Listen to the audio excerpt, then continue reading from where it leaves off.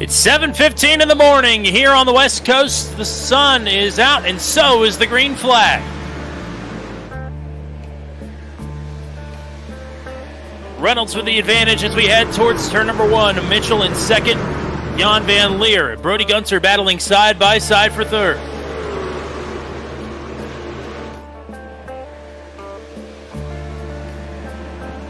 Mitchell gets out in front of Gunter. Jan Van Leer will pull in behind. We are taking a look. Oh, and Patterson gets a little bit loose, comes up the racetrack. Oh, and big loose again. I actually don't think Sargent really had much to do with that. Without much of a mistake. But Reynolds seemed to go backwards pretty quickly, so we'll see if there was anything else that may have happened here.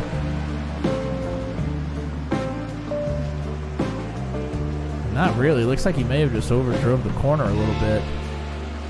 Oh, yep. And then he gets loose, so nothing really crazy there. Not a great restart there on the outside line, really anywhere. Gunter has fallen back. Ryan Dye. Oh, no! Jan Van Leer, John Kay, Jets, Ryan Dye, and more. That is a pile up. That is half the field. They're still piling in. That is ungodly carnage here on lap number 8 at Phoenix. Off the bumper, well, a little bit loose, not really loose. Jan just comes off the wall right into John Kay. Kay gets turned around. Jan goes back up into the wall, and this is right in front of everybody here. You see people spinning out, trying to get checked up, but just not really anywhere you can go here.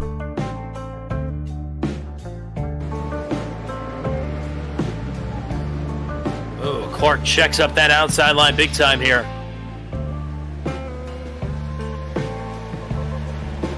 Wow.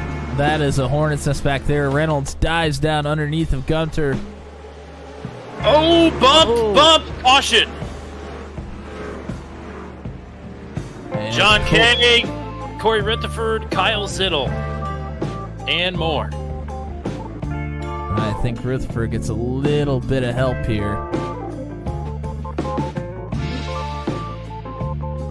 And the help is from the 53 of Zittel. Zittel just taps the rear end of Rutherford, and it turns him around. Rutherford makes a contact with Patterson and then John Kay. Big hit again for the two. John Kay has just been Schlosser to fourth. Finally some green flag laps, and Brody Gunter is able to make that pass for the lead. Gainey says it was fun while it lasted. Look for the lead. Poliski underneath. Schlosser trying to give an assist to Reynolds. Now will peek underneath himself. But new leader, 32. Wow. That was a great run by Poliski. Reynolds is going to go for the crossover. The big block from the 32. Poliski rolls out of it, though. Schlosser cuts the nose off of Oz Kanar there and has a big run himself. Here's Schlosser through the dog leg.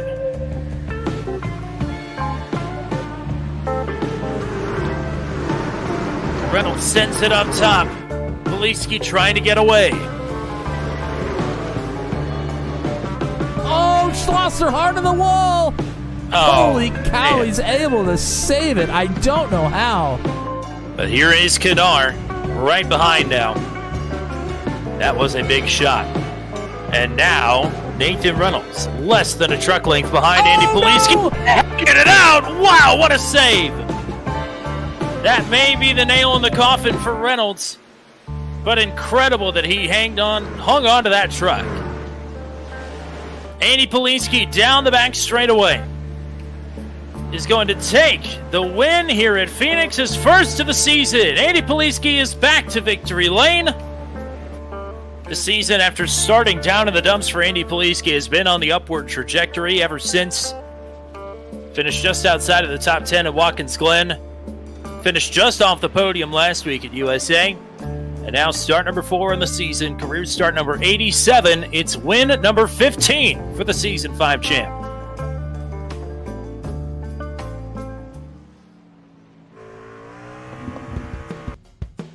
Round number 5 of the 7th season. Do we even need to intro this? You already know exactly where we are. You already know exactly what is about to happen. Oh, God.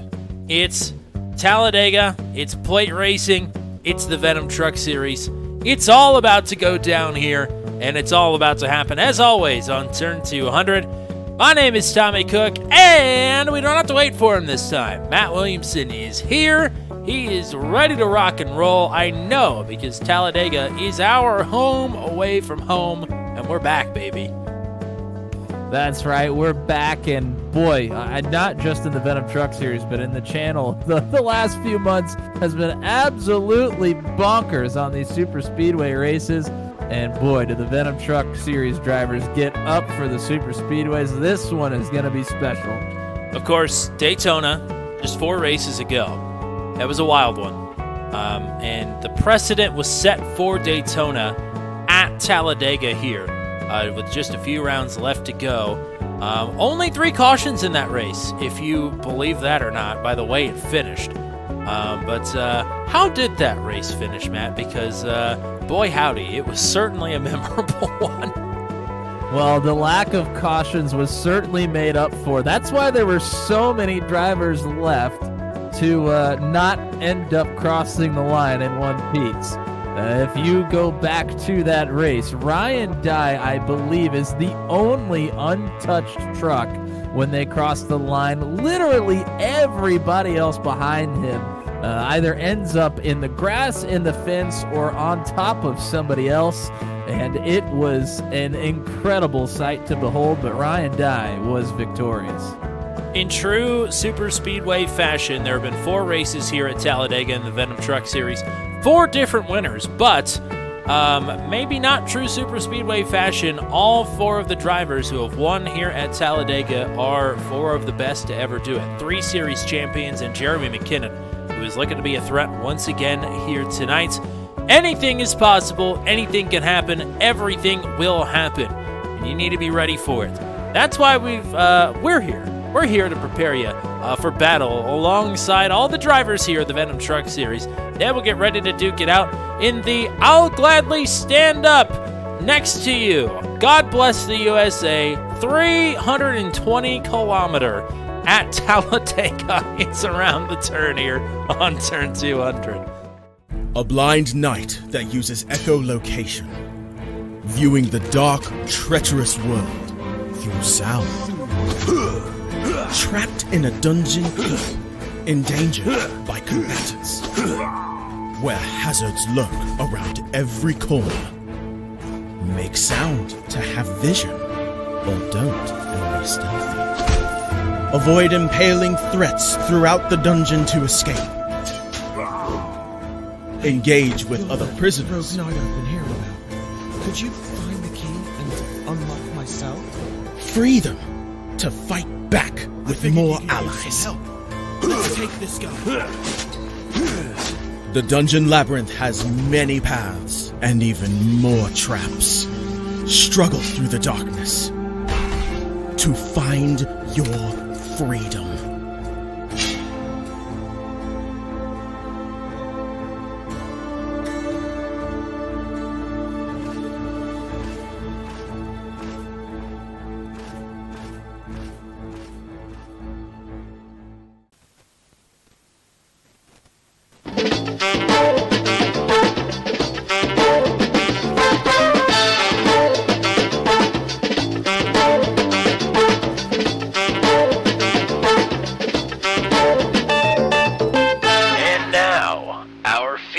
Presentation.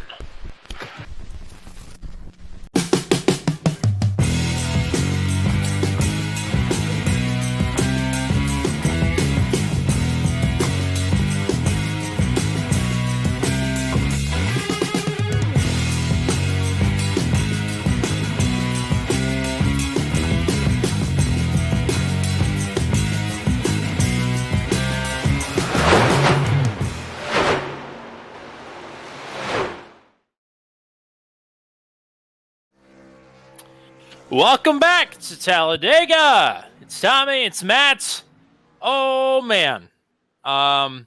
This is going to be, another super speedways. You mentioned it in the intro. Super speedways of late, for whatever reason, have just been hexed on this channel. So we're expecting more of that, more of the classic Venom Truck Series plate racing package. But to point out here, the top 16 drivers in qualifying all broke the original qualifying track record of the Venom Truck Series. A lot of drivers are saying in practice here that this truck, for whatever reason, is way more stable than it was at Daytona. Sort of a double-edged sword there, but probably a few drivers happy to hear that here headed into 75 laps tonight. Yeah, I mean, that's most certainly the case. And I know that you and I have raced the package that the drivers were using at Daytona a couple of times now, and both the drivers and ourselves had postulated that it is a very loose truck. Pushing in the pack is very difficult, or it felt very strange, and I think it's a good thing racing-wise and stability-wise for these drivers that they feel more comfortable here, and it's already showing in the lap times, like you said. So, statistically, career pole number 4 for Carson Mitchell, but I believe he picked up a restart violation last race at Phoenix, so he should start from the tail of the field, if I'm remembering that correctly. Before we get too deep into the minutia of Talladega here, why don't we take a quick look at the point standings after 4 completed races here this season, because it feels like it's been forever since we've had a Tuesday truck night here on Turn 200. Yeah, it does feel like it's been an odd amount of time. Of course, we've had a break since then. But if we go ahead and look at the points, Nathan Reynolds sits atop the leaderboard. Really no surprise there. The 3-time champion now and the reigning champion as well. He leads Brody Gunter by 10 points and also leads Matt Schlosser by 10 points. There's a tie for second, which we don't see too often here. Nathan Palawoda, Will Salamone round out the top 5. There really not too many points in between them and Nathan Reynolds either. Andy Poliski, Steve Roman tie for 6th. Then Tyler Logan, John Kay, and Luke Peterson round out the top 10 here. I think some of the names that we're kind of looking at are Brody Gunter, Matt Schlosser, and Tyler Logan are a few of the drivers that we're not always used to seeing here in the top 10 of the points. So they've come on really strong this season. Yeah, I was going to say, this season has felt off, but in a good way. A lot of new players mixing it up here in Season 7, to your credit. Although we do have the 3-time and reigning champion, Nathan Reynolds, on the top of the points pylon there. It's been a who's who of a revolving door, if you will, much like we'll see tonight at Talladega, of comers and goers this season. So, very exciting stuff. We got about a minute left to tell you everything that is coming up here in Turn 200 land. This is the final week of the 2023 Turn 200 Channel Championship standings. That means we are about 10 days away from the Turn 200 Championship race next Saturday on December the 9th. Yes, December the 9th. So just a few more races of eligibility to go. With tomorrow night with the ASRL Sports Car Championship, which is back. It is the channel debut of Kansas Road Course tomorrow night for 2 races, the 20-minute dash and the 40-minute feature for the sports cars, and Championship Thursday. Maximum Velocity Racing League, they just put out their schedule, I do believe, for next season, which should be, I have yet to put pen to paper, but it should be right here on Turn 200. For Max V next season. But their championship race this Thursday from Las Vegas is going to be a blast. And then after that, channel point standings may or may not be published. There may be some funny business heading into Friday. We'll have to keep our eyes looking out for that one. Well, as we mentioned, Carson Mitchell, one of 4 drivers who has picked up an EOL for the start of this race at Talladega, but he does score the pole. That will move Garrett Rainey then up to the control car position here, but we'll read you the rest of the starting grid as if Carson Mitchell was still at the front of the field. Nathan Reynolds was just a few tenths of, or a few thousandths of a second rather, off of snagging his 4th pole of the season. He will start at 2nd. Garrett Rainey and Steve Roman on row 2. Kyle Zittel, and how about Ethan Patterson? What a great qualifying run for Ethan Patterson coming off of his best finish of the season in Phoenix last week. He starts in 6th. Ryan Dye and Pascal Samard, who I believe was fastest in practice, will start in 8th, next to the most recent Talladega winner here. Another driver who's won here at Talladega in the Venom Truck Series is Jeremy McKinnon. Look for him to bulldoze his way to the front of the field here, starting in 9th. Eric Breeding, back in the field here tonight, starting in 10th. Luke Peterson, Andy Poliski, last race's winner, at Phoenix. He starts in 12th. Corey Rutherford and Cole Maxwell, who came oh so close to winning this race last season. He starts in 14th. Paul Ellison in 15th. Nathan Palawoda in 16th. Brody Gunter and Matt Schlosser tied for second in the points. They are back in 17th and 18th. Oz Kinar with an upset top 5 last time out of Phoenix. He starts in 19th. Kevin Sargent stole a podium last time we were here. He wants to do it again. He starts back in 20th. There is the rest of the starting lineup here. It'll scroll on past 35 trucks getting ready to take to Talladega here tonight. And Matt Williamson, it's Dega. We know this like the back of our hands, both on the track and off the track by this point. But tell the fine folks out here in turn 200 lane what to expect here tonight. Yeah, well, we have 75 laps around the biggest and the fastest track on the circuit here tonight. A zero fast repairs fuel window is going to be around 35 laps, so depending on where some cautions land, we could have some interesting pit strategy there and maybe some fuel saving going on. We'll have to see how that plays out.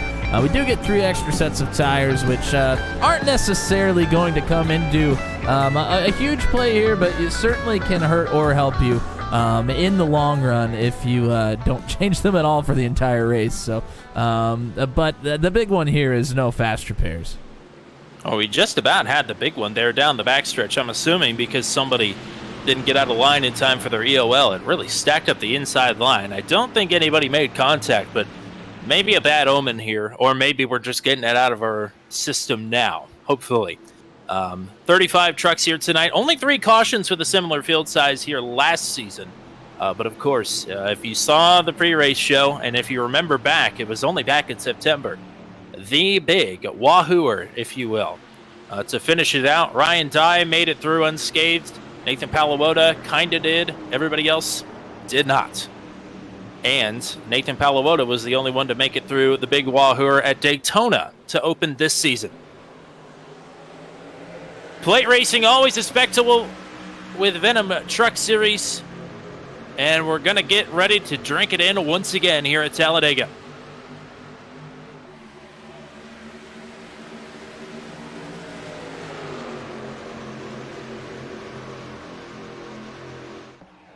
Teammates Reynolds and Rainey up front.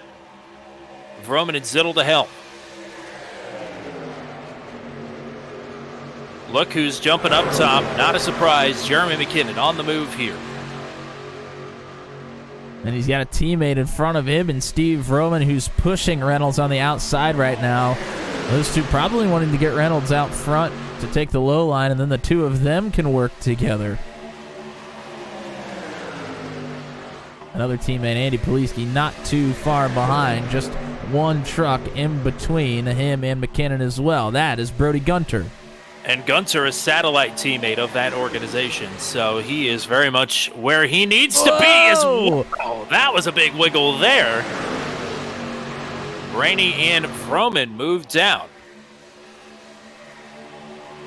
And then on top of that, they have the new signing and Ryan Dye there on the bottom, close at hand as well. So that's going to be a big factor here. It always is at the super speedway races. Teammates and satellite teammates, like you said, are going to play a big role in helping each other get along here tonight. And that was obviously Nathan Reynolds, not Garrett Rainey, that just moved down, but he is now under fire from Jeremy McKinnon. Season 4 winner here, Season 5 winner at Daytona.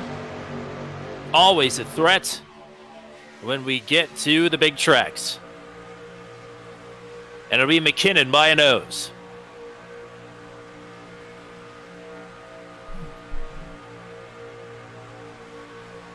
Big speeds all the way through the field here. Back in 33rd, Tyler Burgert is the fastest driver on the track right now. And you see everybody hanging on double file here. Really no single file throughout the entire field, as for right now anyways. McKinnon down. McKinnon to the point. Leaves Brody Gunter up top with help from Andy Poliski.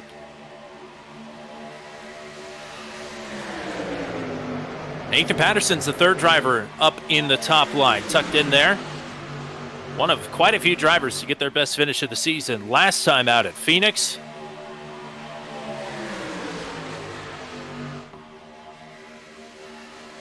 See a few drivers around 20th or so, starting to look at 3 wide now. I believe that is Nathan Palawota that is up top there. I think above Cole Maxwell. So they go to work. Maxwell sort of trapped in the middle there and going the wrong direction. As we're already seeing it here, especially watching Poliski and Gunter here. The bump draft, these trucks look way more steady, as the drivers were saying in practice. Yeah, and those 3, that's Schlosser, Palawota, and Mitchell. And now Oz Canar is going to move up as well. Some teammates are in that group. Got a 3-wide move here in the mid-pack. Just outside of the top 10. Schlosser going to work. And again, Carson Mitchell scored the pole, but had to start all the way at the tail of this field. He's wasted no time getting back up front here. It was sort of his move, trying to make the move for the win down the backstretch at Daytona, that set the things in motion for everybody crashing. Although there was a fair bit of netcode in there as well. But I'm sure Carson Mitchell wants to get back to the top spot here, as there goes Brody Gunter. Pulled out a line by himself and is going all the way to the back. Yeah, not really sure what happened there. It was hard to tell if he got tied out of the corner or if that was a conscious decision. Regardless, going to move back many positions here.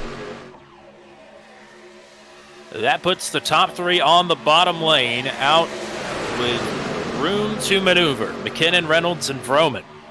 And now Garrett Rainey as well, as Poliski in a fight with Kyle Zittel here for 5th. Gunter's trying to get in here, so if you get in the middle of the pack, I would assume that's not necessarily a move that wanted to be made, but it's hard to say.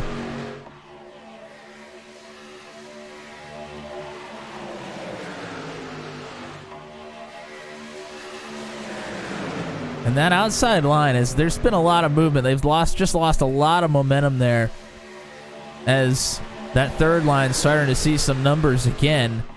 As quickly as it formed, it then dissipated.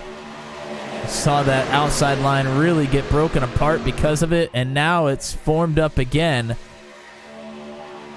Meanwhile, the bottom lane continues to move forward here. And a third line here, I believe Matt Schlosser up top.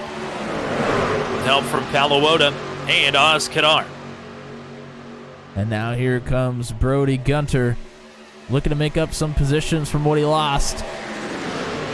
Patterson there in the 82 has been awful wiggly here. And now right in the middle of 3 wide. The young movers and shakers in the Venom Truck Series all working the top line, but they get the block from Andy Poliski as Ryan Dye trying to get things squared away here on the bottom. Dye almost got caught 4 wide there. Was graciously let in by Carson Mitchell in the 17.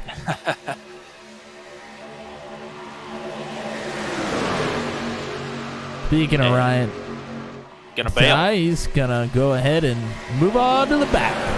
Yeah. Well, the strategy he employed last time was to stay up front the entire time. He's not quite at the front, so I say he's just thinking better of it at this point. The only problem with that move is we have a pretty large field. You're going back a lot of positions when you move to the back. Yes, indeed.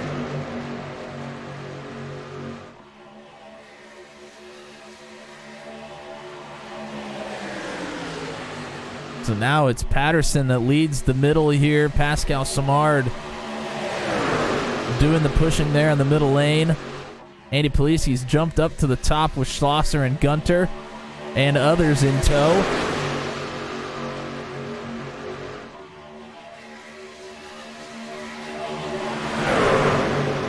Look at this. This is Talladega. Just wait until this is for the lead. Oh, Samard squeezes himself down. That was close. He was kind of let in there.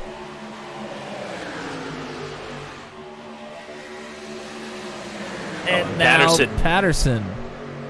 He moves down in front of John Kay. So lots of movement here early on in this one. Everybody trying to figure out where they want to be, where they need to be, who they want to position themselves around.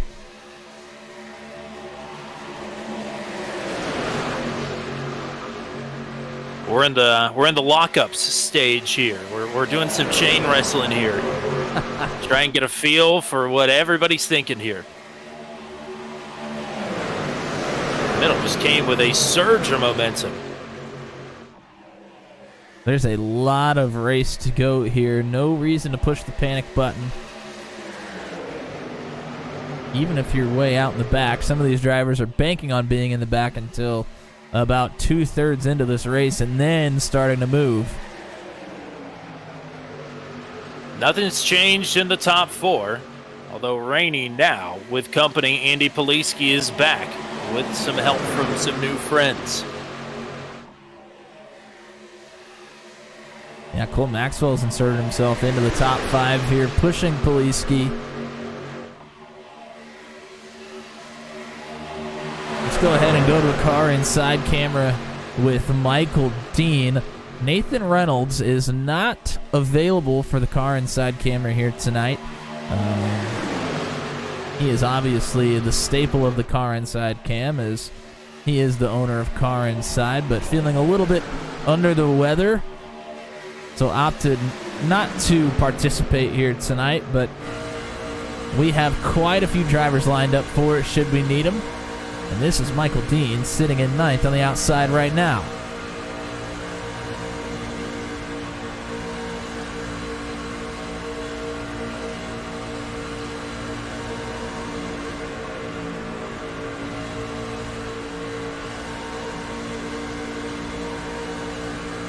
This outside lane finally starting to move.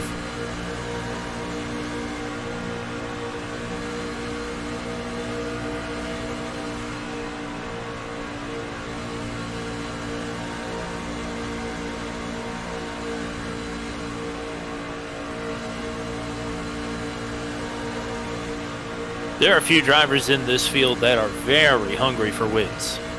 Jeremy McKinnon went on record today saying that he would wreck his own grandma for the win here tonight. I believe Kevin Sargent agreed with him.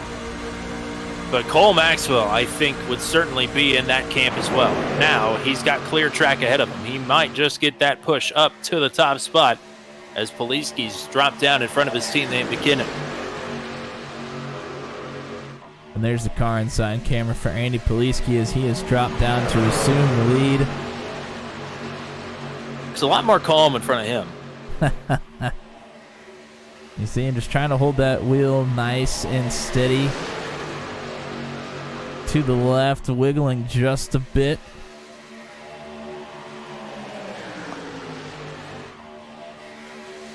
But he's got big pushes from McKinnon behind him. And it's well documented here on our channel and among others that have broadcasted for the Venom Truck Series. McKinnon, one of the best pushers in the field, if not the best. But you got to be ready for it. It is aggressive, but it is productive.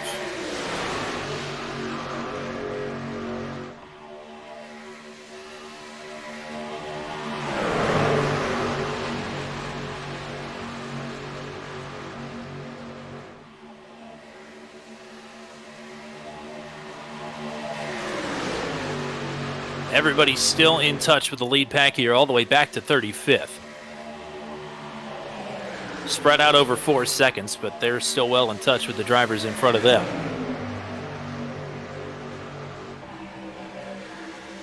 Here's the look from the sky. Oh, there's contact! Dean! Into the wall and around. Others as Still well. crashing. Will Salamone, John Kay. The initial contact happened between Brody Gunter and Michael Dean. Unfortunately, it's going to take a few heavy hitters out of this race or put them severely behind the 8 ball. Nathan Palawoda caught up in a accident for the second race in a row. Kevin Sargent not going to sneak through the big one this time. Yeah, Palawoda has already towed to the pits, so lengthy repairs, if not night over for Palawoda, Bergert, Gunter, John Kay, all heavily damaged here. There were some others there as well, just haven't quite gotten a good look at who yet.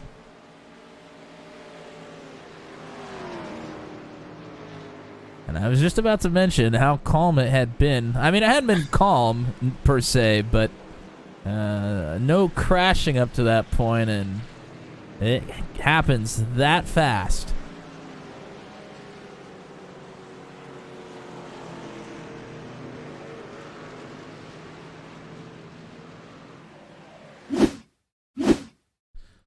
Try to find the contact here. We're going to have to move backwards quite a bit.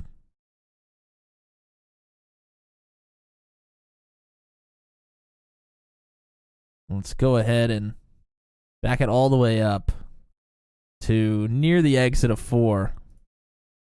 As we enter the tri-oval here, you mentioned it, it's going to be Michael Dean and Gunter with the contact. Dean goes out, just drifts up to the outside. I don't think he really wanted to drift up that high, and Gunter fills the spot quickly.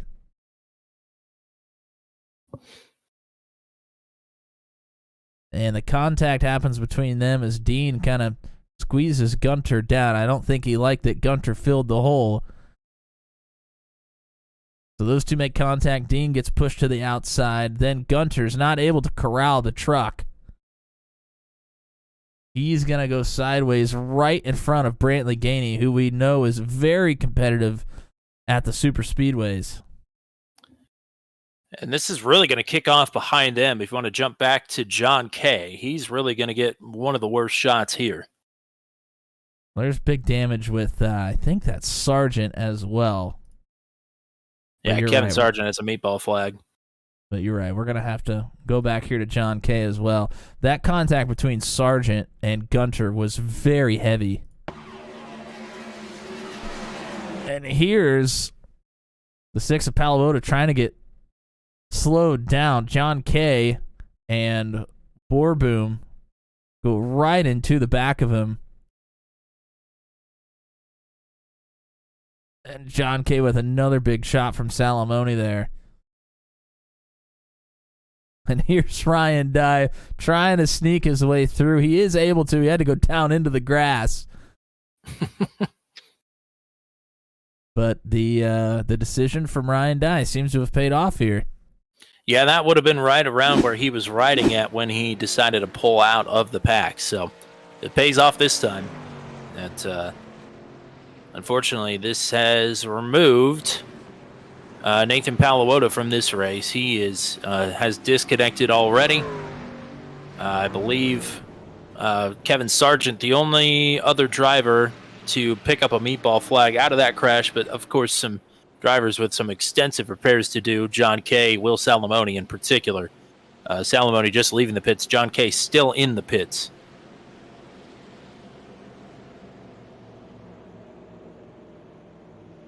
And pit stops over for those that came in for fuel. Only 3 drivers elected to stay out here.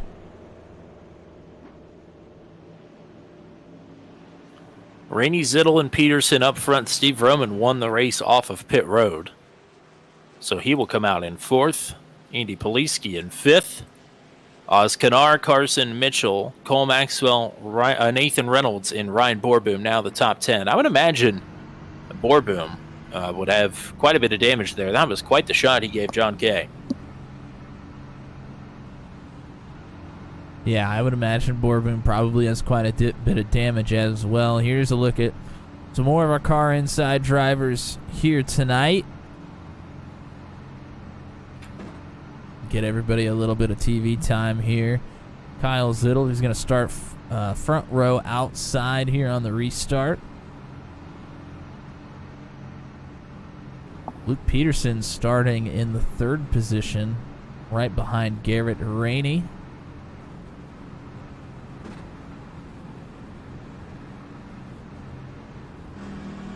Paul Ellison's hanging out with the camera with us here tonight as well, starting inside the top 10. And we've seen Andy Poliski here up to this point. We've been mentioning Ryan Dye quite a bit. He has a camera for us here tonight as well.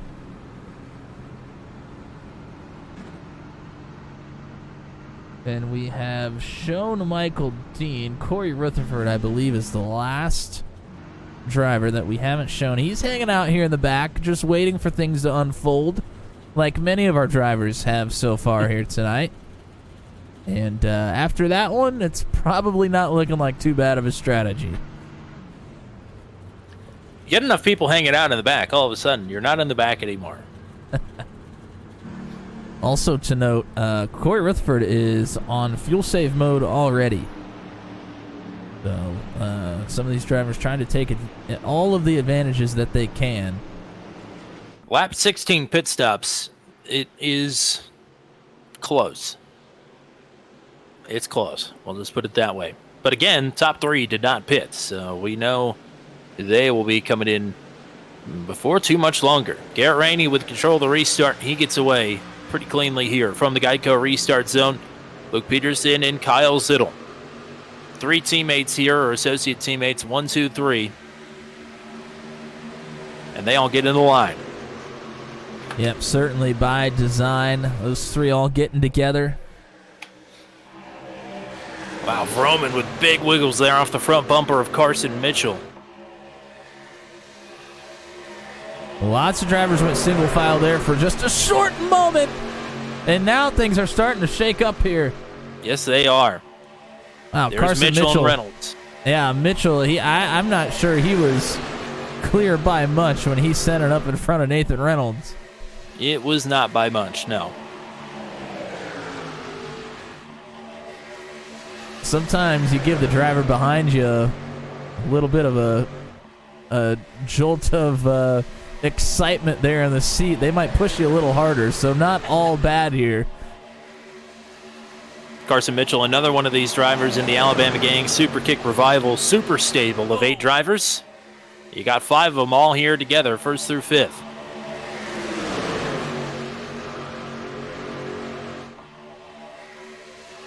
Yeah, we start talking about that team aspect. I think Alabama Gang is probably on paper the strongest competitor, and work together very well here on the speedway tracks.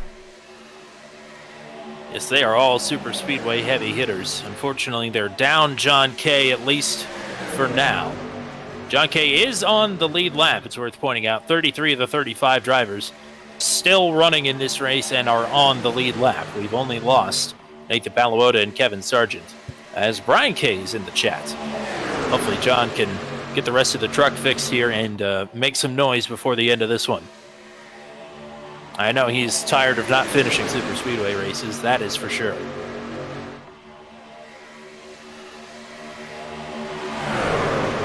Top 15, maybe top 20, all double file, pretty close together here. After that, it gets a little bit more spread out. There goes Carson Mitchell, down and in control of the bottom line here. And we mentioned Ryan Borboom, who we thought might have some damage. Apparently, not at all. He is out here pushing Nathan Reynolds and pushing well. Reynolds going to drop down. That will give Borboom control of his own line. We did see Borboom up front for a bit at Daytona. But, I mean, everybody except for Nathan Paluota was involved at least in one accident during that race. So I don't really need to say what happened. Yes, Borboom was also up front in the Pro-Am Daytona truck race before the week before the big one. So certainly has some experience now running up front with these fellas. Although he's done, I think, all three of the Daytona season openers that we've done here on Turn 200. I think this is his first Talladega with the Venom Truck Series. But obviously a lot translates over as, wow, Carson Mitchell nearly down on the flat there through 1 and 2. He is really trying to get up to the back of Nathan Reynolds here. Well, that's one of the big differences between Talladega and Daytona. If you get down on that flat apron in Daytona, you're kind of in trouble, but it's somewhat doable here at Talladega. You just don't want to do it all the time. Big pushes there from Paul Ellison up to Ryan Borboom, and the 46 and 55 find their way up to first and second. They leave Oz Canar and Ethan Patterson sort of dangling there on the top line. Yeah, they're going to have help coming to them pretty quick, though. We've seen a lot of leapfrogging here, but here goes Carson Mitchell back up to the top. He wants to go for that leapfrog again. If you're looking for Jeremy McKinnon, he's led the most laps here tonight. He is back in 31st. Still in touch with the lead pack here. The only driver that is not is John Kay. So still a lot of damage on truck number 2.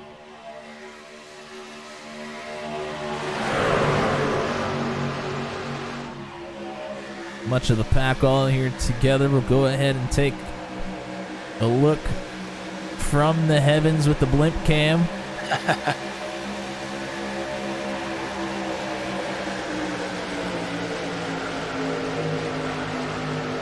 Mitchell wanting Oz Canar to get him a push here, but Canar doesn't have a ton of help behind him as close quarters there between Ellison and Mitchell. Now here comes the push.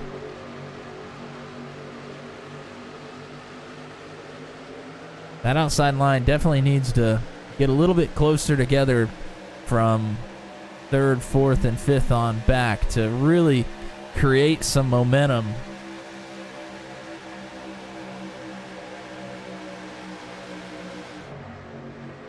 The big bumps.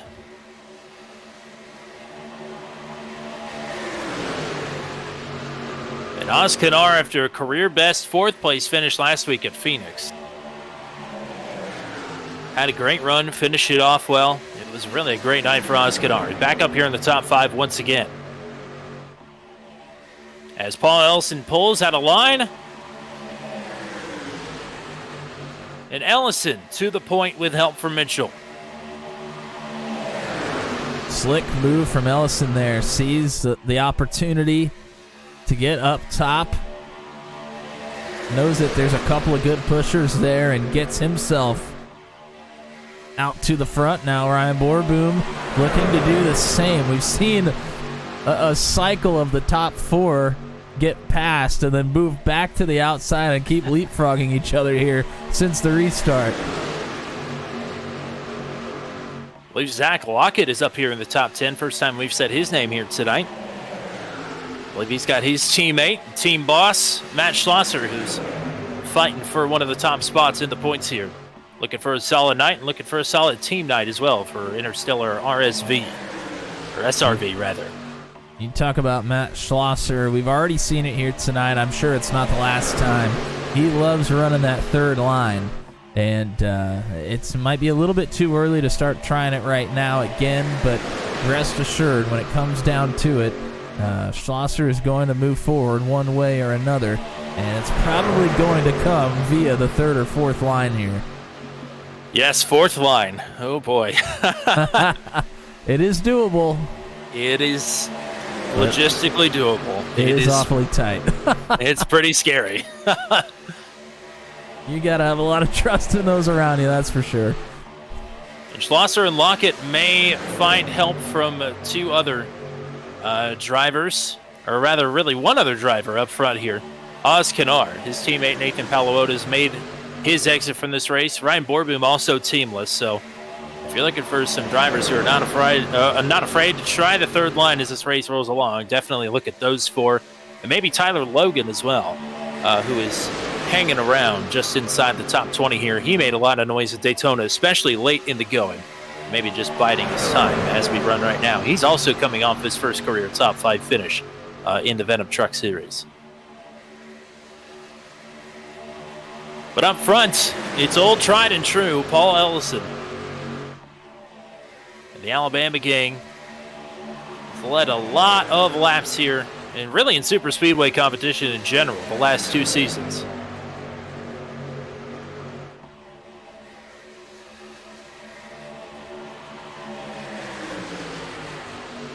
Mitchell in 17 is just glued to Paul Ellison right now, giving great pushes, steady looking pushes as well. Here is John Kay, sticking to the top side here, well off the pace. But the good news for him is that if we have another caution, he is the only driver 1 lap down, and nobody else has lost the draft. So he's looking good to get back on the lead lap and hopefully get some more damage fixed.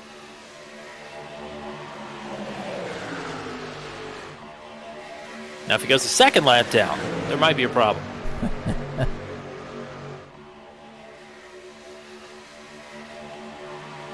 For anybody wondering, we're still quite a ways away, but I would say that the pit window to get to the end will be open around lap 45.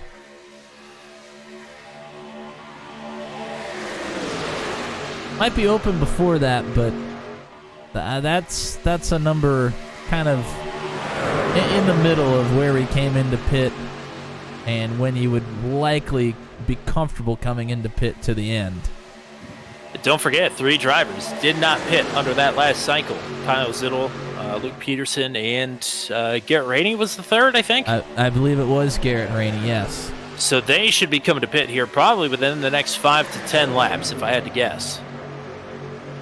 Yeah, they get a little bit of a benefit from being under a caution period, but I would think definitely by lap 40 they would have to come in for sure. Put them on the outskirts of being able to make it to the end. It's on the short side of close. Speaking of Kyle Zittel, let's go ahead and go car inside with the number 53 here. The man they call the decent one. Haven't really called out his name much here tonight, but he is always a threat to take the hardware home at the end of the plate races. And we mentioned him. He's kind of on a little bit of a fuel save mode here. So not really wanting to get out to the top to make any moves. He's, I'm sure, just content kind of riding here on the bottom line, able to feather the throttle, able to save some fuel. And I think the thought for them might be if they can save enough, they may be able to get to the end on that one pit stop. And everybody else still has to come in as well. So if those 3 can all get in and out cleanly and work together to run good laps, good pushes in their own draft, after everybody else has to come in, they might be sitting pretty if they can make it to the end. Was it at Daytona? I think it was, that we saw 27 trucks hit the pits at the exact same time, which we've never seen more than that before in a single go. Definitely smaller numbers, despite that large pit stop throughout the night. Smaller numbers proved to be the better decision. So, to your point about that, they may be trying to test that theory, or if they can get hooked up and stay a 3-truck tandem, it may work out better for them than if they were staying in the pack here. Now, trying that strategy, it's a bold strategy. I mean, it is. You really have to be able to, number one, stay consistent with each other. That's difficult in itself. But then number 2, you got to really trust your number and think that you can actually make it to the end. That's awful close, but if anybody has run the numbers, Kyle Zittel, he is one of the best super speedway racers out here. He is smart at this craft. I'm sure he's planned out all the scenarios. If you think maybe a hole just opened up on the bottom line somewhere, and you thought, where did that come from? Well, it came from Carson Mitchell, who is not here. I do believe he has just lost connection to the server. Wow, and that's really too bad. Mitchell running a great race. Been really steady pushing Ellison. Now Ellison has Nathan Reynolds behind him in the 38. Yeah, Mitchell's had some horrendous luck here this season. Has had great runs going in every single race other than maybe Watkins Glen. But 4 out of 5 races have ended in disaster for him. As there goes Borboom down to cover off Paul Ellison. And that disappearance from Mitchell, that hurt that bottom line. It allowed Yes, it did. It allowed the outside line. And here comes those 3.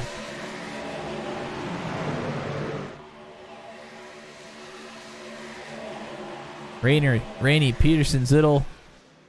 Seemed like they got in cleanly there. Pretty orderly, no penalties. Carson Mitchell attempted to reconnect to the server here, but will be at least 2 laps down, if not more. If he can time it out really well, he might be able to exit here with these 3 and have a drafting partner. Some big movement here on the outside lines. Michael Dean again trapped up top. And Brody Gunter in the vicinity once again.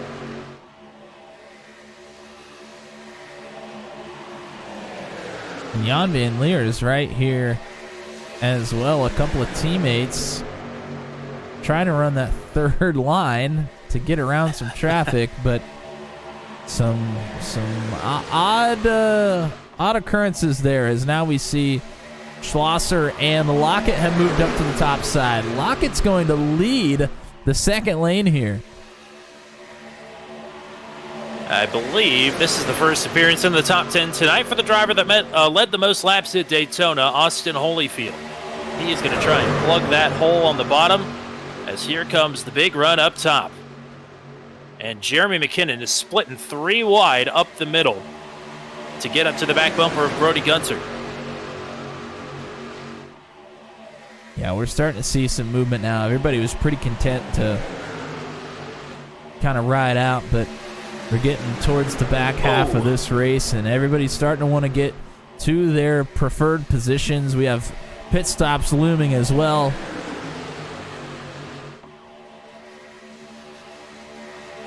So Carson Mitchell has exited the pits. He should be good to latch onto the back of this group here, or maybe even come out in front of him. He will be 3 laps down next time he gets passed by the leaders. Wow. McKinnon with a big checkup. Jan Van Leer They've almost collided to the a couple outside. of times. Yeah. Here's a big move up the middle. Ethan Patterson is looking to get up to the lead. But not a whole lot of help here. Lockett, Schlosser, and company, they go to the third lane to get around him. We all had Lockett, Patterson, and Borboom going 3 wide for the race lead on our Venom Truck Series bingo card coming into tonight, right? Something like that. I sure did. Exciting times here in the Venom Truck Series. You never know who's going to wind up front.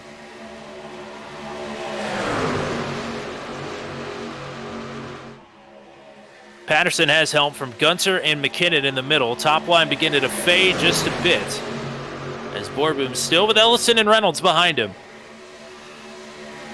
I'm saying the bottom is the preferred line, not because of the way it races, but because of who's in it at this point. Alabama gang still trying to stick to the bottom as much as possible. Well, you have a lot of drivers here in these top 2 lanes, probably not very familiar with each other. And just like that, the third lane has totally broken apart. Schlosser and Lockett are going to get the worst of it.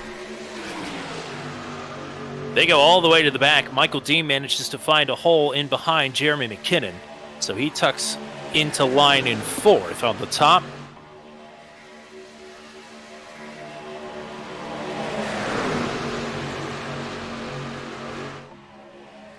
And Carson Mitchell, I think, is hanging with our group of three that are pitting off sequence here. So he should be good to go from there. Again, still 2 laps down, but at least he's found some company. Yeah, Mitchell's going to fall in line with those 3 as you mentioned, and I'm not sure. We mentioned smaller numbers kind of work out. I don't know if it'll hurt or help them or if it'll just be kind of the same. I don't think it's really going to hurt them much. It's either going to be the same or just maybe a smidge better. What does help is that Carson Mitchell is a teammate to those 3, at least in the satellite organization grand scheme of things. And he's also one whale of a pusher. So I don't think it can go too south on him. Brody Gunter got caught up top again. We saw that in the first run, and now it's happened again. He's not going to go quite as far back. He found a hole, but now outside of the top 10. Here's McKinnon pushing Patterson. Ethan Patterson with a nose out in the lead.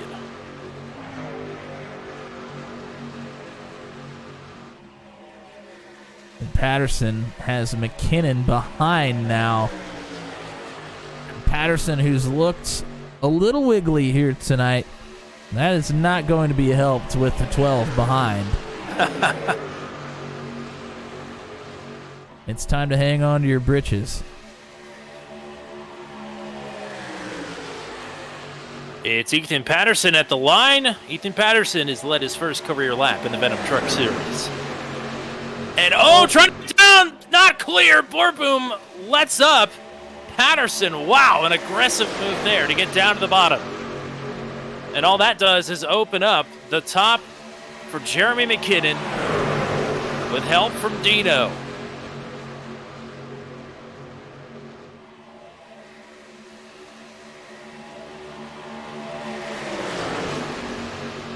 Speaking of Dino, let's go ahead. Let's go to that camera. We have for Michael Dean is he works on pushing McKinnon up to the front.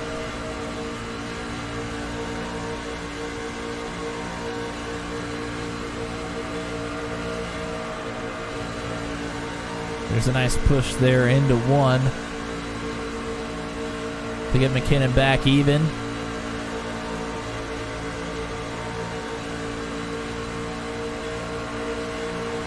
And another one. McKinnon is clear.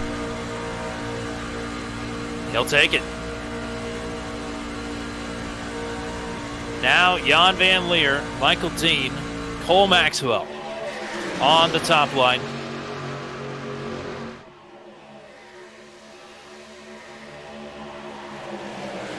Teammates and friends, ICR, all working together up top. But it's McKinnon back out front.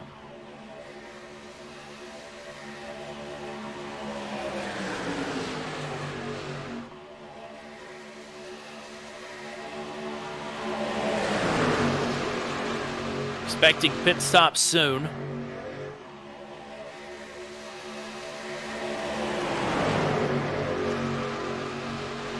Certainly within the next 5 to 10 laps, they could start happening at any moment. Fortunately, we've lost the feed for Paul Ellison for some reason. Not sure why. He's still showing up in my camera room, but that's all right. Well, he is definitely, at least on my end, he's been blinking a little bit. So maybe having some bandwidth issues, connection issues.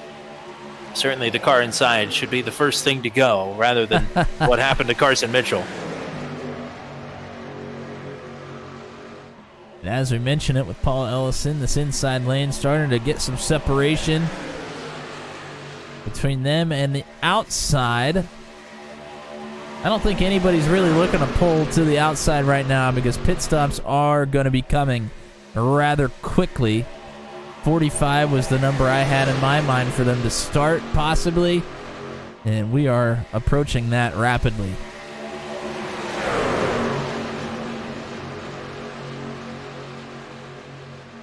We think they'll have to pit sometime between lap 50 and 55. That's when they should be close to running out with where they pit under caution.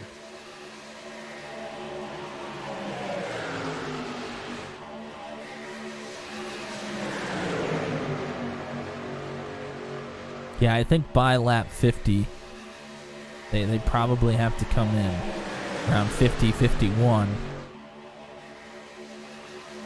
And we see that starting to play out. We're starting to get single file through a large majority of the field. They're just getting ready for when the car in front of them says, all right, let's go ahead and pull in. To note as well, I think the single truck strategy, at least in the last few laps, has been working out well for those drivers who are off sequence. They've been running 52.2s. The leaders have been running 52.8s and 52.9s, so they're making up several tenths a lap, at least the last few times around.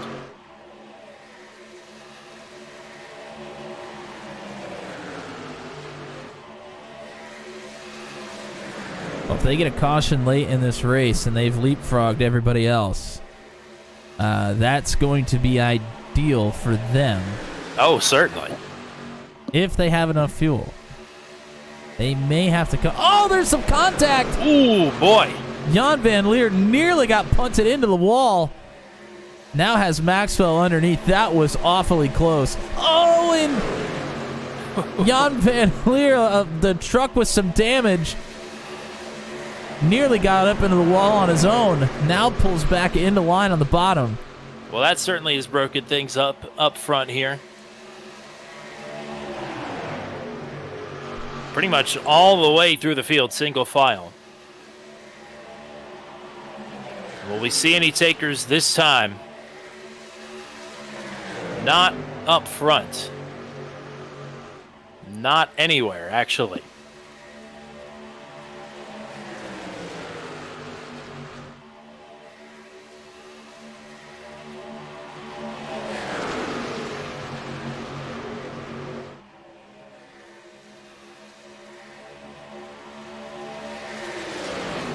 Of course, these drivers very familiar with what happened at Talladega the last go-around.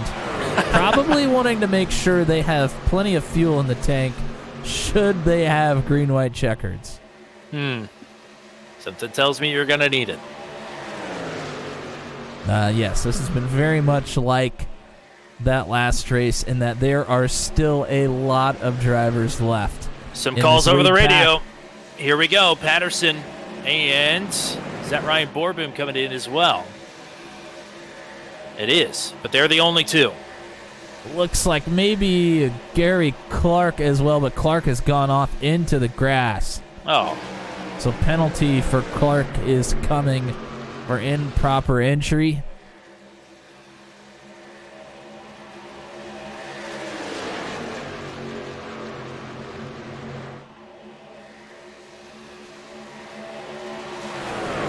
I mentioned Ellison has blinked a few times. He's continued to do so.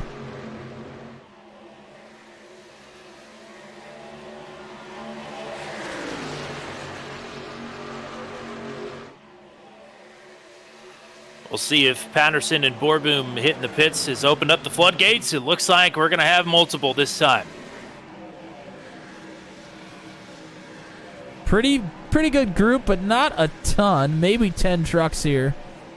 Ellison, Reynolds, Kennard, Simard, Holyfield, Breeding, Lockett, Stearns, Schlosser, and John Kay, all on pit road this time. They were all pretty clean. Simard, he sent it in there a little hot and had to lock the tires up, but no contact between anybody, and it looked like everybody got in safely with no penalties.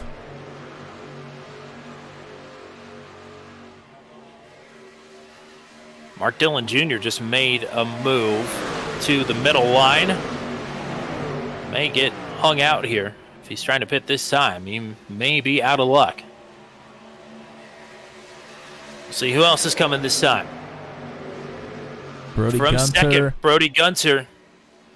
I don't think his teammates have come with him here.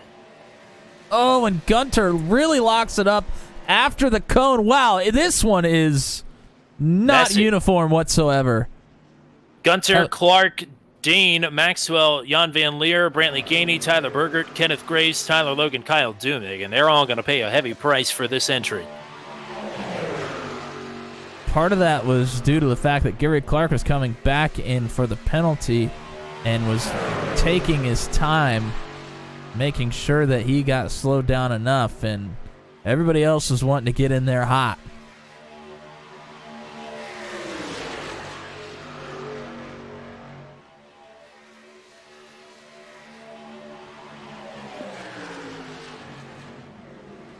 And here come most of the rest of the holdouts, other than Mark Dillon Jr., who's going to come around to lead a lap. McKinnon, Poliski, Vroman, Dye, Rutherford, and Salamone. All of work in progress and Broke Guy Racing, save for Brody Gunter, who was in the last group. That looked like a good entry for them. Here comes Rainey, Peterson, Zittel, and Gunter. They've gotten well out in front of everybody else that's come into pit, and they are going to get well out in front of that group that just came in as well. They are already coming out of turn 4. But the question is now, do they have to pit again? That's the big question, isn't it? There you see they go by as everybody else just getting out onto the apron.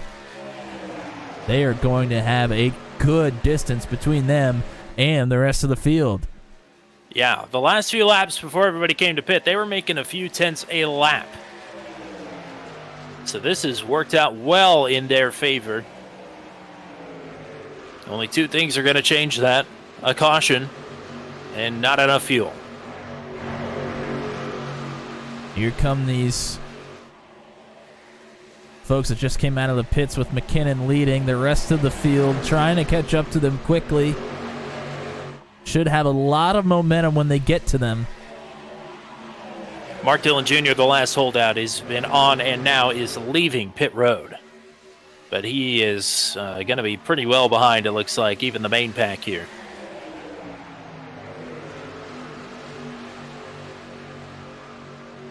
That last group that just came in has been able to maintain the lead here. It's over 6 seconds. That is a huge lead.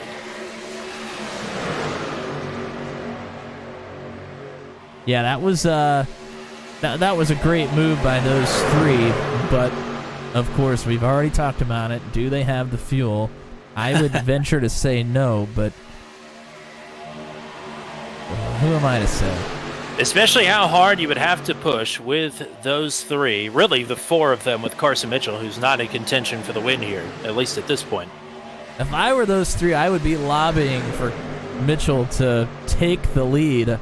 Yes. So the rest of them can save fuel, but now on the flip side here, is the pack any faster now that they've come into pits? 52 twos up front, 51 sevens for McKinnon on the point. So he's about half a second quicker than the group up front here.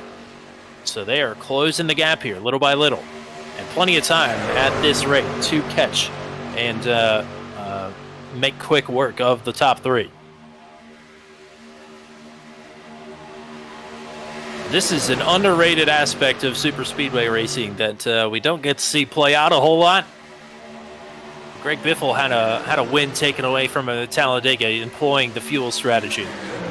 But it often makes plate races a little bit more interesting when you're expecting the brawl for all, basically. And who's to say we're not going to be treated to that here before too much longer? Something tells me we will. Well, we're getting down to the last third of this race now. Only 22 laps to go. The gap closed again. Go ahead. Well, I was just going to say, this is where you start forcing moves rather than just taking what comes to you. Gap is at 5.5 seconds. Last time around. I can't get a good interval here because McKinnon and Oz Kennard keep swapping the fourth position. I won't know until they get back to the line here how much time they're making up on the leaders or if their runs are stalling out here as they continue to battle.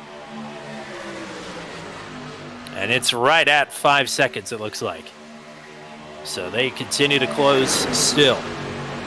Once they get to about 2 seconds, then you don't really have to worry about it because they're going to get a nice pull.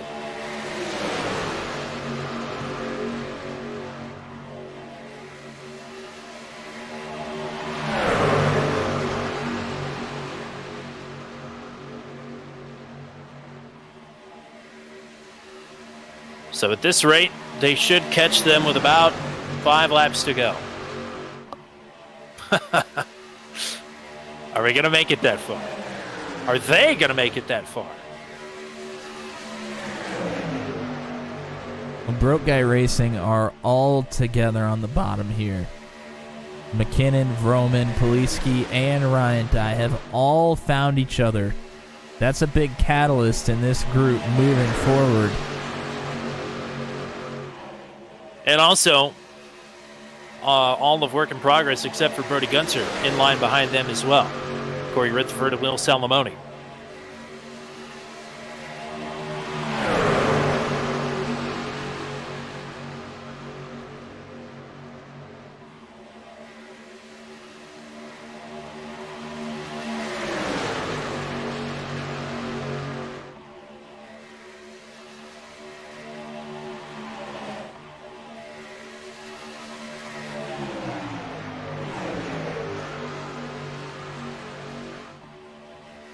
Somebody we really haven't mentioned all night was just riding around in the back is Chad Stearns. Chad Stearns is in the front of this second pack here. On the top side there, just behind Reynolds. Seemingly out of nowhere. By his standards, Chad Stearns has had a dreadful start to the season, and I wouldn't really put any of that on him. Caught up in wrecks in pretty much every race this season.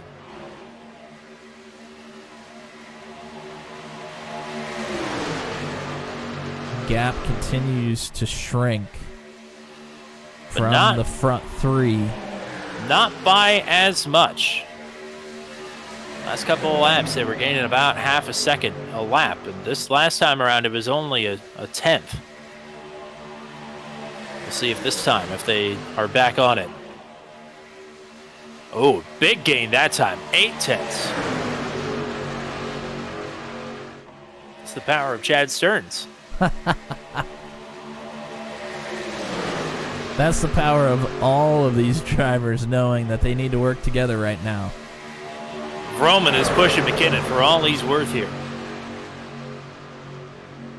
Once they catch that group, though, it's gloves off from there. Yes, it is. Rainey, Peterson, and Zittel.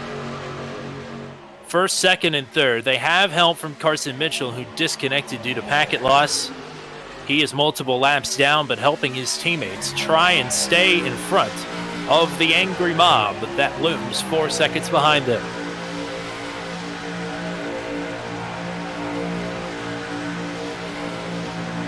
"17 laps to go. Gap is now down to 3.8 seconds. With another second and a half, we are inside of drafting range, and strategy at that point will be thrown out the window, but an A for effort.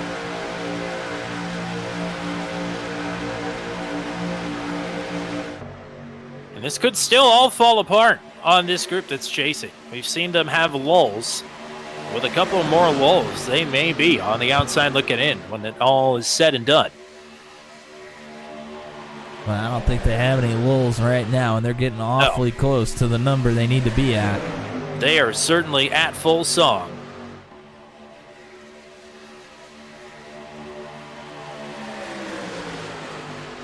"52.3s for the top three and a 51.7 from Jeremy McKinnon that time. 6/10. Some of this could potentially be from maybe fuel saving strategy from these front three as well. Yes. But now they're at the point where they might need to go. They may not have a choice. I'm not sure they do. In fact, I'm betting they probably don't. At this point, they are here. Oh, here they come. Not even close to enough, or at least they know they're going to run out. Those three come down pit road. Jeremy McKinnon assumes the lead. So they will have an opportunity here if we get a late caution. You may laugh at that. Talladega is swung both ways here in this league. Only had 3 cautions last season, and we've only had 1 up to this point here tonight.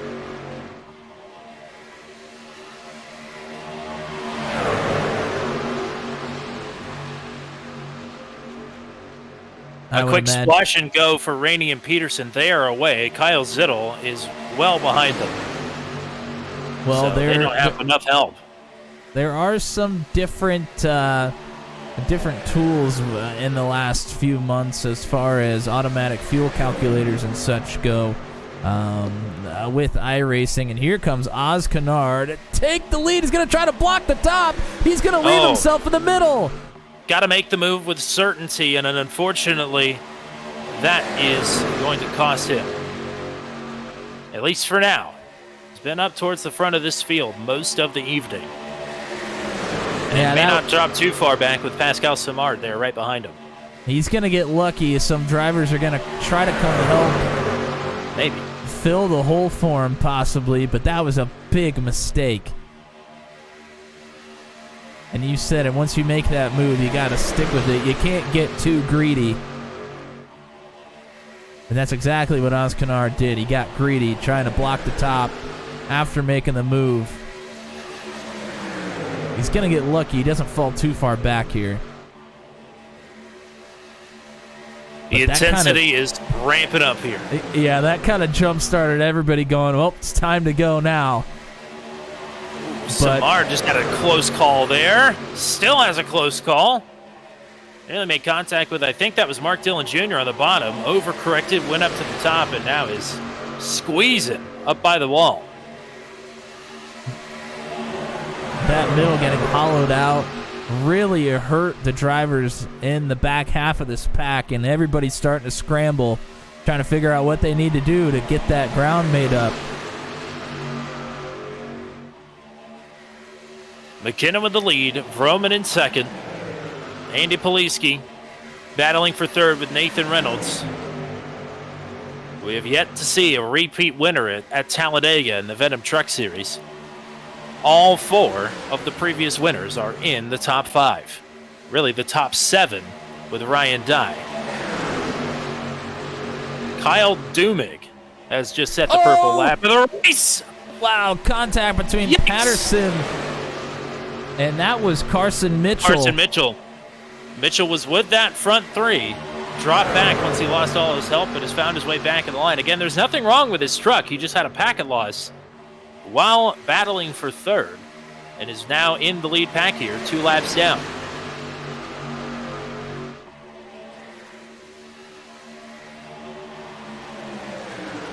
Luke Peterson is back down pit road. He may not have put enough fuel in that truck.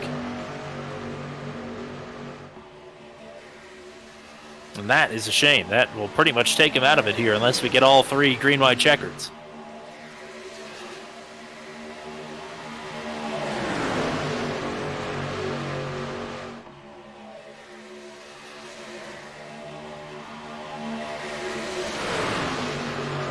Now, we talked about strategies of sticking to the back of the pack early on in this race.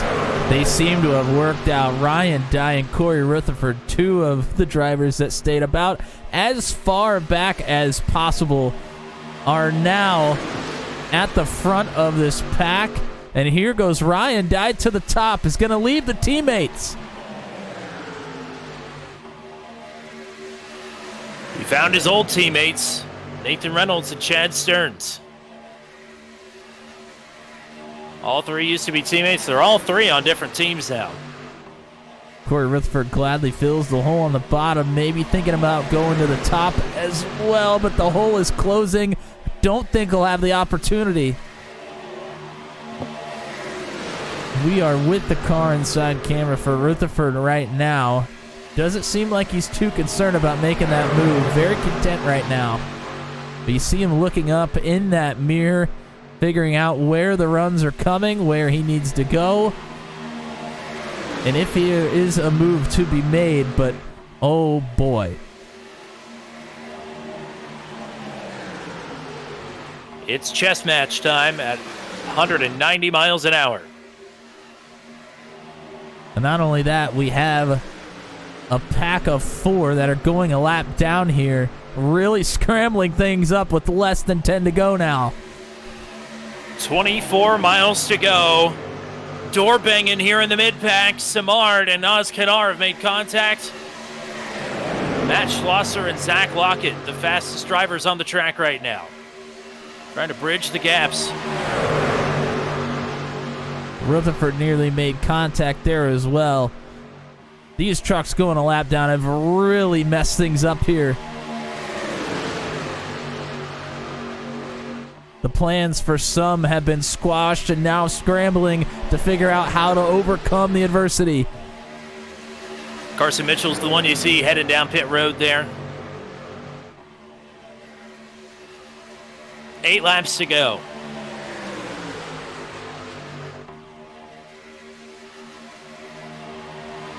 Through it all, Ryan Dye stuck to the top with Nathan Reynolds. Corey Rutherford's found himself in that line as well.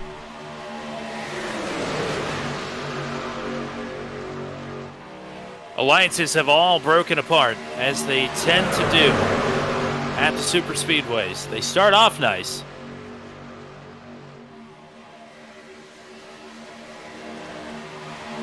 And just as I say that, Broke Guy Racing putting in work here on the bottom. Third lane now starting to form with Maxwell, Michael Dean. Oh. Poliski pulls out in front of Ryan Dye, and they're behind. It's the big one. Maybe. Certainly the biggest one of the race thus far. That all kicked off when Andy Poliski pulled out a line on the bottom. It checked up the middle from Ryan Dye on back, and the checkup causes the crash for the second time here today. And that's caution number 2 on lap number 69. And quite a few of the drivers caught up were the drivers that had just gone a lap down. Kyle Zittel. Meatball flag for him. He's the only one out of the accident.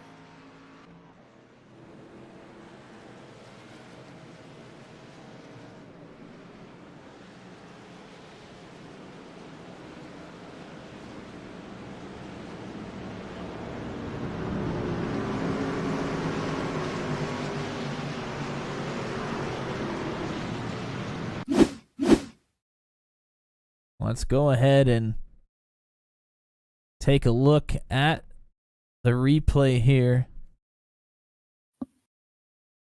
You mentioned that Poliski made the move up towards the top in front of Ryan Dye, but went too far out. Dye has to check up big time. It's going to check up everybody else behind him. Reynolds gets into the back of Dye and gets him loose. And then, Corey Rutherford is going to get turned here.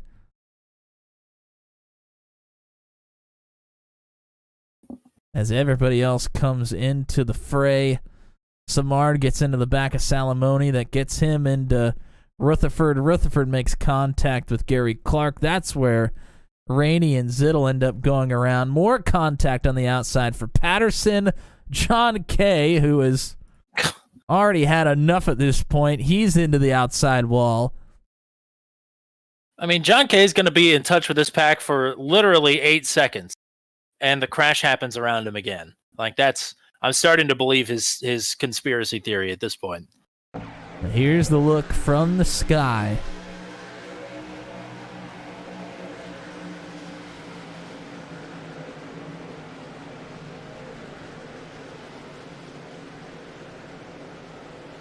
Could have been much worse than it was. Most certainly, no doubt. I think so. However, we now have to restart. Yes, we do. And I think we'll restart with maybe 3 or 4 laps to go. I think should be 3 to go. Should be. Maybe. So, drivers that came down pit road, most of them, if not all of them, were involved in some way in that accident. John Kay, Cole Maxwell, Kenneth Graves, Matt Schlosser, Brody Gunter, Garrett Rainey, Will Salamone, Ethan Patterson, and Kyle Zittel, who did have a meatball flag, unfortunately. So that is going to take him out of this one if he wasn't out of it already by virtue of being a lap down. I'm not 100% sure who got the lucky dog here. It might have been Luke Peterson, who is hustling to catch the tail of the field. I wasn't sure anybody was going to get it. It seemed like Everybody truck was that right was a there. lap down was right there in the accident. Yes. And the reason you say that is lucky dogs are not awarded to anybody who picks up an incident point as the caution is coming out or after the caution flag flies. So even if you cut down and touch the grass to avoid the accident and don't actually make any contact with anybody, that is good enough for iRacing to not award you.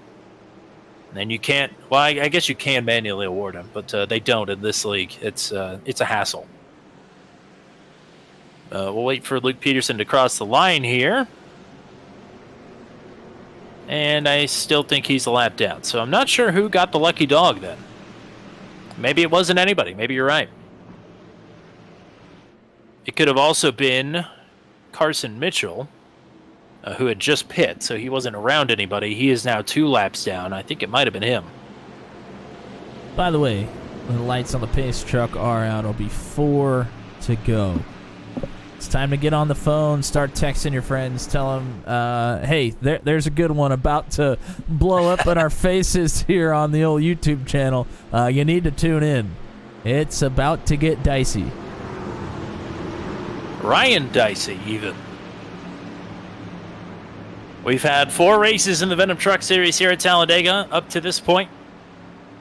First one was won by Nathan Reynolds. Second one was won by Andy Poliski. Third one was won by Jeremy McKinnon. And the most recent one, back in September, was won by Ryan Dye. And if you'll notice, all 4 of those drivers are in the top 6 here, in the front 3 rows for this restart. Only spoilers here are Chad Stearns and Steve Roman, who has won at Talladega on the channel before in Truck 200 competition. So we've got a bunch of pros at the front of this field, but plenty of people behind them who can play spoiler and keep the unique driver streak alive here at Talladega. And also worth mentioning that 3 of the 4 drivers that have won this season in the Venom Truck Series have won for the very first time. Only Andy Poliski played spoiler to that stat. But more than anything else, these drivers just want to win. And maybe we're about to find out who is going to walk away with it here as we're back on our way. Oh, trouble already. Caution's out already. And we are going to overtime. As we did have a bit of a stack up there behind Gary Clark, Garrett Rainey, Ethan Patterson. Luke Peterson got a piece of that as well. Certainly necessitated a caution, but it's not the biggest crash you're ever going to see. And hopefully that doesn't mess up the timing and scoring here. They hadn't crossed the line yet before the caution flag flew, and sometimes that can be a real issue. Yes, it can. You saw Peterson crash down onto pit road there.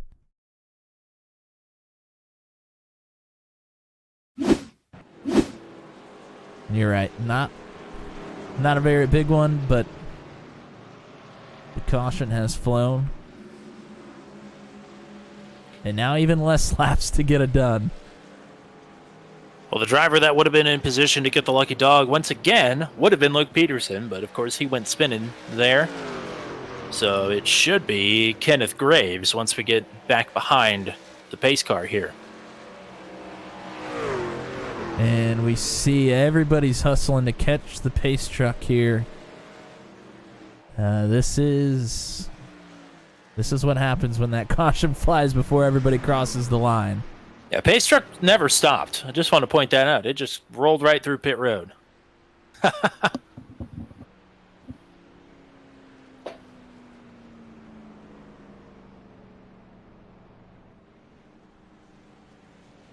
Seems like we've got things sorted out here. Everybody's on the same page. That's good, because nobody will be on the same page when we get back under green. I can guarantee you that much. Yes, there might be some tandems that are kind of on the same page, but you're right. Everybody else, not so much. We like to look at some hard chargers as the race rolls along. It's a little bit easier to do it at Talladega, but that doesn't make it really any less impressive. How about Brantley Gainey from 24th up to 9th? Tyler Logan 28th to 11th. But I believe the biggest mover of the race right now as they stand is Chad Stearns, up 22 spots from 27th to 5th. And he's one that could certainly play spoiler here, and nobody would bat an eye. I think the super speedway in the dirt is about all we've yet to see Chad Stearns conquer here on the channel.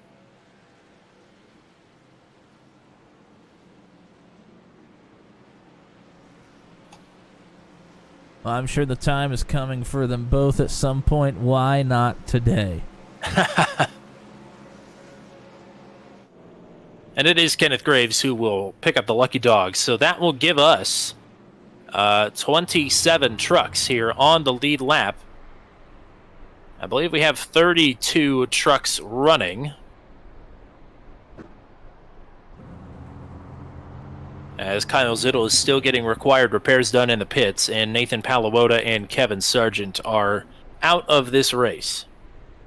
I believe Palawoda just reconnected a few laps ago. I'm assuming to be a spotter here for Oz Kanar late in the going, who is going to be restarting just inside the top 15. Coming to our first of 3 green-white checkers.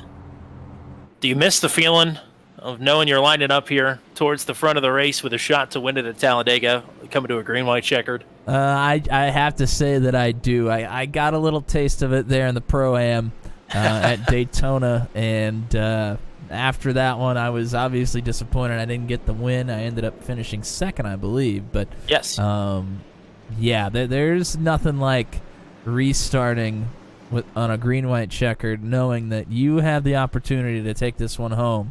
There's nothing quite like it. Everybody's got their... I wish we had some heartbeat monitors at home for some of these drivers, because I am sure that they would be the highest they've been all race, right about, well, maybe not now, but when they're getting ready to take that green flag here in about half a lap, they're going to be going. We mentioned first-time winners a minute ago. How about drivers looking for their second career win? How about one of the hard chargers we mentioned earlier, Brantley Gainey? I see we got Lindsay G in the chats.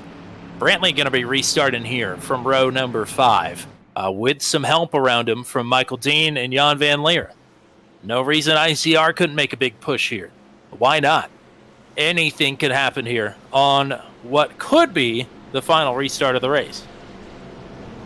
We do have a potential for 2 more restarts after this, should we need them.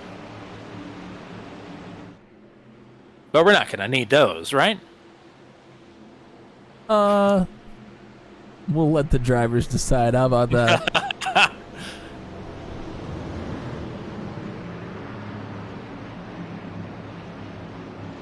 Some interesting discussions over the radio, not race pertaining. Also not very PG. I'll just put it that way.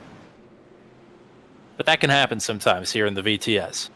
Yeah, it's not very peachy. I prefer apples myself. That is okay. That is true. All right, well, you can call the race by yourself here.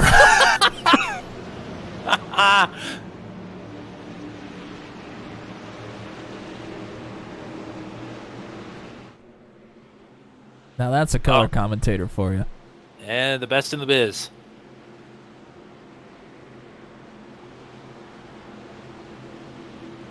How do you think those heart rates are right about now? Peaking. For sure. We are getting up there. Pace truck is off. 2 laps to go. McKinnon, Poliski, Vroman, and Dye.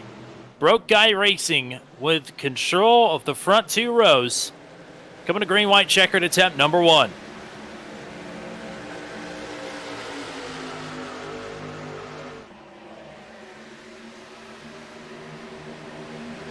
Poliski and Dye trying to get something going here on the top. They've got help from Nathan Reynolds. Wow. Chad Stearns, the third in line on the bottom.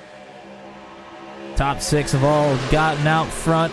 Pretty good to hear the other drivers trying to get that momentum going. If they do, we'll be catching them quickly. We'll see if they can use the runs. There will be big runs here. ICR trying to get formed up, but they are getting split 3 wide.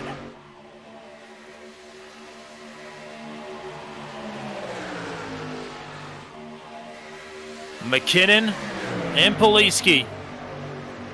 They've duked it out at Daytona for the win before. And looks like it's about to happen again. 1 to go. Ryan Dye with a peek to the outside. Tucks back into line. Pascal Simard is the bridge between the two groups. It may be too little too late for anybody outside of the top 6, but Simard can come away with a big run here. Top line fading. Poliski looking for help. Bobbles on the bottom. Big wiggles here. Big wiggle from Poliski on the outside. It allows the inside line to edge out. Ryan Dye's going to pull out with Nathan Reynolds. Leaves the teammate. They need a big run, and they need it quick. But now the battle is between Vroman and McKinnon. Stearns boxes Steve Vroman in. It might finally be time for Jeremy McKinnon to get back to victory lane. McKinnon wins it for the second time at Talladega. He said he'd wreck his grandma to get this win here tonight. Well, he didn't have to wreck anybody. McKinnon, absolutely dominant performance here at Talladega. It'll be a season-best second-place finish for Chad Stearns. How about Steve Vroman back on the podium here? In third, Ryan Dye, Andy Poliski round out the top 5. And boy, that top line blew up. As I don't think we're getting any burnouts here, unfortunately. That may be the burnout there. Jeremy McKinnon has been robbed of his opportunity for burnouts. He is blown up. Man, oh man. Well, I don't think that's going to rain on his parade too much here. Oh my God, got cleaned out. Let's, before, I guess since we don't have to wait for the burnouts, before we get a look at the full finishing rundown here, let's take a look at the final lap here and see where it went wrong for the top line. Let's go ahead and go to the replay. Broke Guy Racing in good position when they take the white flag. But Ryan Dye pushing Poliski. They got awful wiggly throughout this. You see Vroman big wiggles with, oh man, everybody just pushing as hard as they can. Oh, and there's Ryan Dye almost turned Poliski with the right rear. Dye leaves his teammate to go with Nathan Reynolds.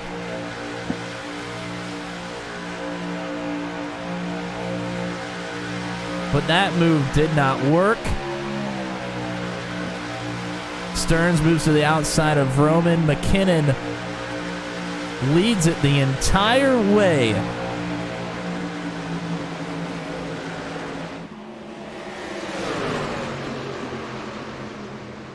And should have kept it full throttle.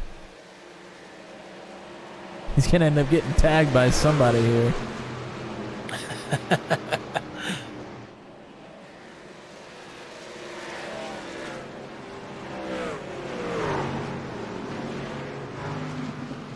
Gets turned into the middle of the track by Brantley Gainey, and then Carson Mitchell absolutely clobbers him. Well, let's give you the full finishing rundown here, as we've got them starting to pile in here in the waiting room. Jeremy McKinnon, career victory number 5, second at Talladega. Chad Stearns with the second place finish. Steve Vroman rounds out the podium. We'll talk to hopefully all 3 of these gentlemen momentarily. Ryan Dye, season best 4th place finish. Andy Poliski with another top 5. Nathan Reynolds down in P6. That may be his worst finish of the season, so that should be pretty telling how it's going for him in Season 7 here. Pascal Simard back in the top 10 here tonight. He finishes 7th. A quiet P8 here tonight for Jan Van Leer. but a much-needed one after his last couple of weeks. Paul Ellison back to the top 10 tonight. Tyler Logan sneaks in there for another top 10. That's his second or third, actually, now of the season. Michael Dean, Corey Rutherford, Oz Kanar, Brantley Gainey, and Mark Dillon Jr., the top 15. Ryan Borboom in 16th. Matt Schlosser down in 17th. That'll break the tie for second, unfortunately. Eric Breeding in 18th. Austin Holyfield, Tyler Bergertz down in 20th. Kyle Dumig, 21st. Cole Maxwell in 22nd. And actually, Matt Schlosser will break the tie and still be ahead of Brody Gunter in the points as Gunter's 23rd. Will Salamone down in 24th. Zach Locke in 25th.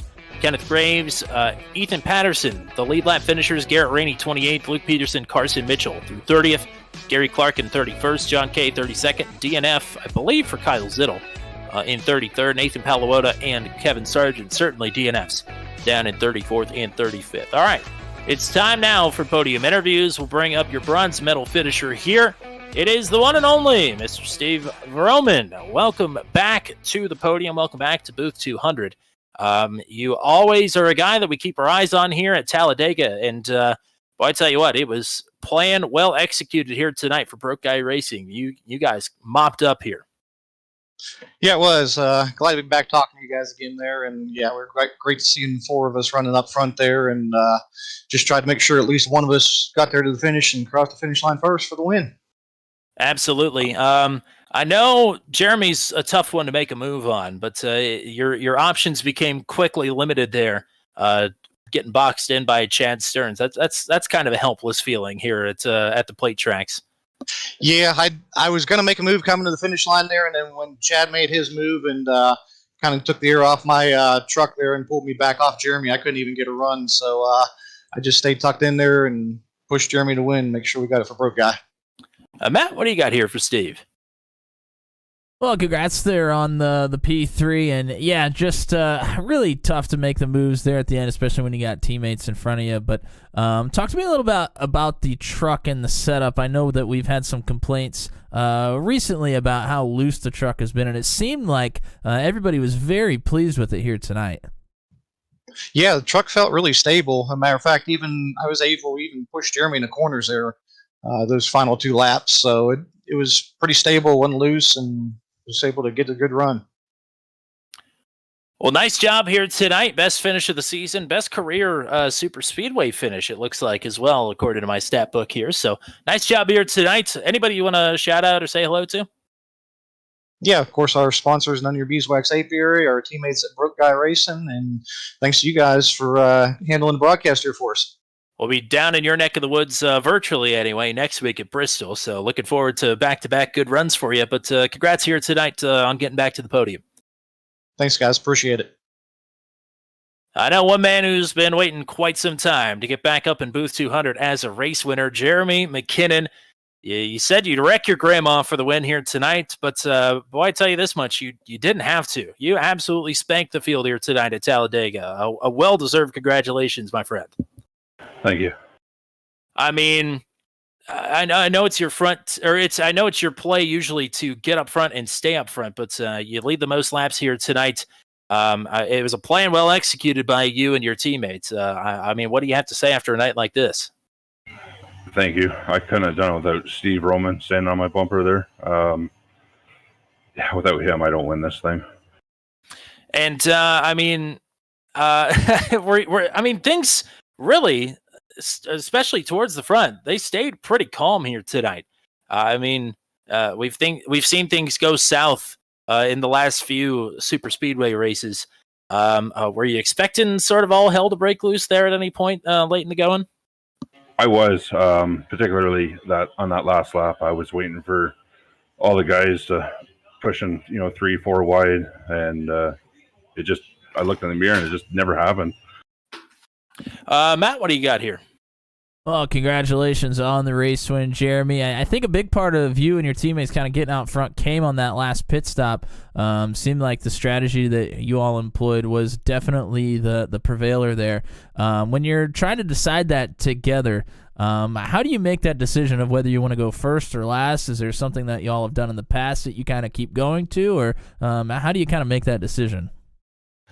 We just kind of talk about the fuel strategy, how long we can go when the final pit stop needs to take place.